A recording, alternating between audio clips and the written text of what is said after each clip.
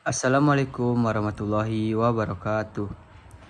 Perkenalkan, nama saya Firman Hadi dengan NIM 21086182. Yang terhormat Bapak Dr. Dambrah MPD dan Ibu Dr. Yuni Astuti SPD MPD. Baiklah, pada kesempatan kali ini saya akan menjelaskan tentang penyusunan dan pemaparan jurnal atau artikel. Baiklah, langsung saja ke materinya, yaitu pengertian jurnal. Dalam konteks akademik, jurnal merujuk pada publikasi ilmiah yang berisi hasil penelitian atau studi yang dilakukan oleh individu atau kelompok peneliti. Jurnal ini biasanya diterbitkan secara berkala dengan tujuan untuk menyebarkan temuan penelitian berkualitas kepada komunitas ilmiah. Jadi jurnal adalah sebuah catatan yang dibuat secara teratur dan sistematis tentang kegiatan, peristiwa, atau pemikiran yang terjadi. Jurnal di sini dibagi menjadi 8 bagian. Bagian jurnal yang pertama yaitu ada judul.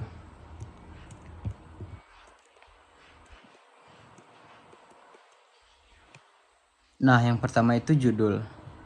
Apa sih itu judul? Judul adalah nama yang dipakai untuk buku maupun bab dalam buku yang bisa menyiratkan secara pendek isi atau maksud buku maupun bab itu. Dengan judul, kita akan lebih mudah mengetahui inti jurnal tanpa harus membaca keseluruhannya. Misalnya, kalian membuat jurnal dengan judul laporan lab fisika. Dengan menggunakan judul seperti itu, kurang efektif bagi pembaca karena tidak menggambarkan isi jurnal tersebut. Yang ada, si pembaca akan malas membaca karena judul jurnalnya saja tidak detail. Kalian pilihlah judul yang jelas seperti pengaruh gaya sentrifugal terhadap angin.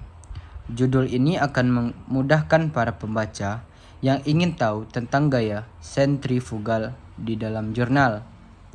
Yang kedua ada abstrak.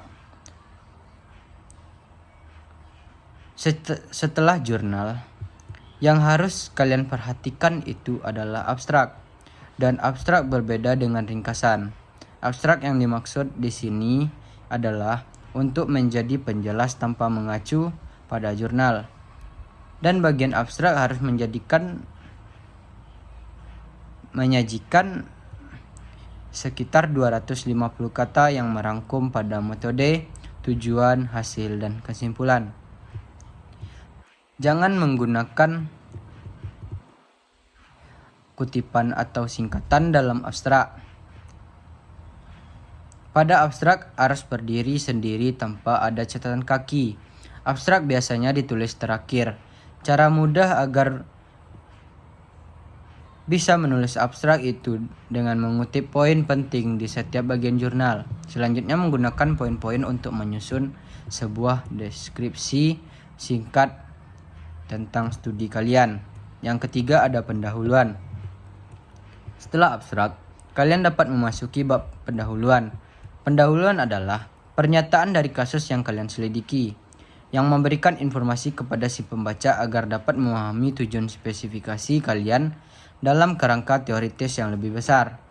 Pada bagian ini, juga kalian dapat mencakup latar belakang masalah, seperti ringkasan dari setiap penelitian yang telah dilakukan dan bagaimana sebuah percobaan dapat membantu untuk menjelaskan atau memperluas pengetahuan dalam bidang umum. Dan dari semua informasi latar belakang yang telah dikumpulkan dari sumber lain harus jadi kutipan. Yang keempat ada bahan dan metode. Langkah selanjutnya adalah menentukan bahan dan metode.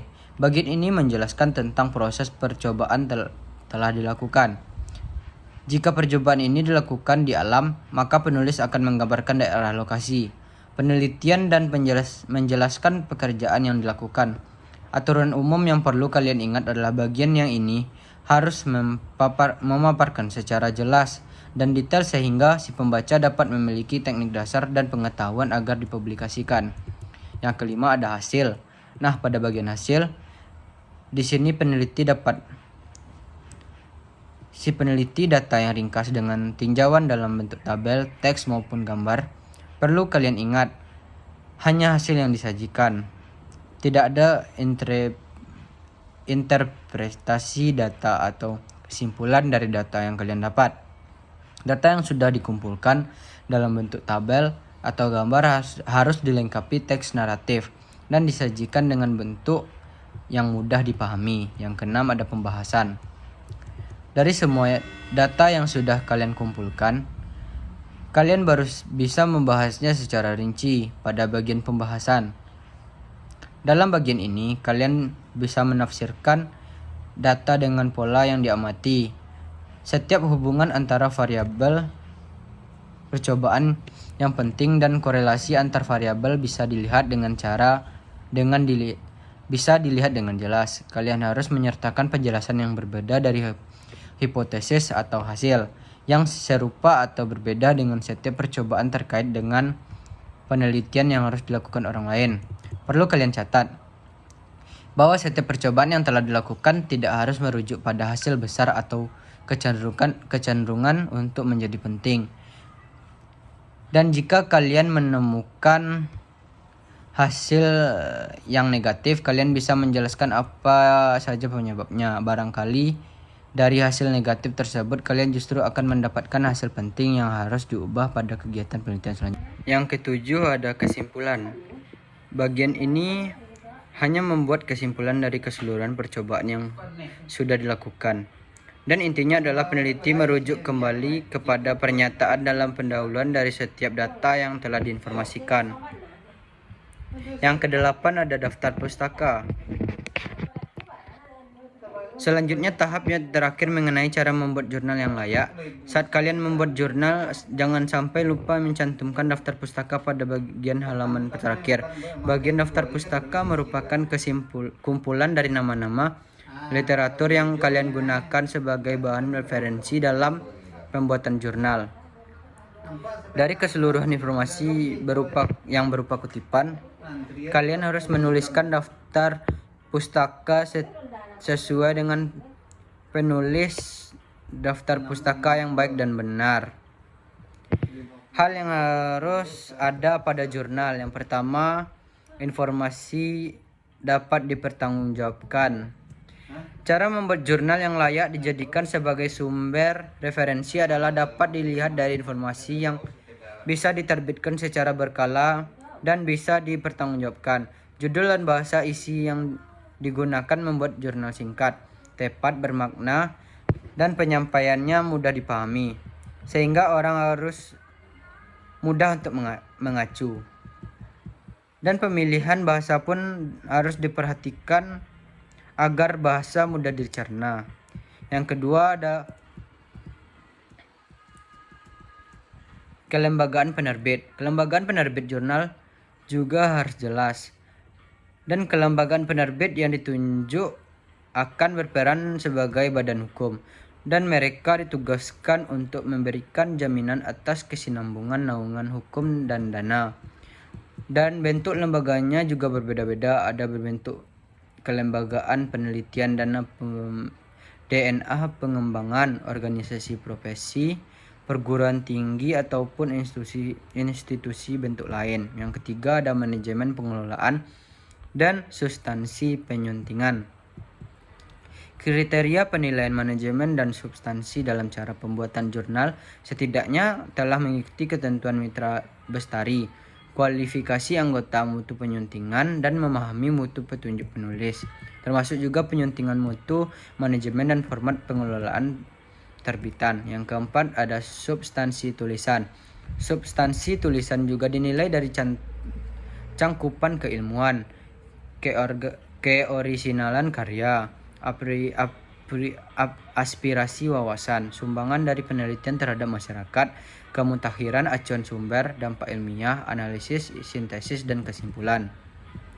Cakupan keilmuan terbitan meliputi spesialis, cabang ilmu, per spesialis disiplin ilmu dan bungai rampai. Yang kelima ada gaya penulisan, pencantuman nama penulis, penulisan kelembagaan menulis, dan memperhatikan juga penulisan abstrak. Dan gaya penulis jurnal dilihat dari bagaimana keefektifan judul. Dalam cara membuat jurnal, penilaian gaya penulisan juga dilihat dari sistematika penulisan bab. Jika jurnal sudah terurut dan sistematis, maka itu sudah dapat dikatakan baik. Yang keenam ada penulisan yang rapi. Selanjutnya adalah tampilan. Tampilan yang rapi dapat memberikan tingkat keterbacaan yang lebih tinggi, seperti memperhatikan margin kanan, kiri, atas, dan bawah, dan pengaturan ukuran bidang tulisan. Ini menyangkut tentang penyajian format yang digunakan, dan jarak antar kalimat juga diperhatikan supaya tidak terlalu rapat. Yang ketujuh ada keberkalaan, dan jurnal dapat dikatakan lolos dari keberkalaan jika sudah memenuhi syarat penilaian yang meliputi penilaian jadwal penerbitan, laman, dan penomoran penerbitan. Adapun syarat lain seperti pengindeksan setiap volume dan jilid. 8. Penyebar luasan.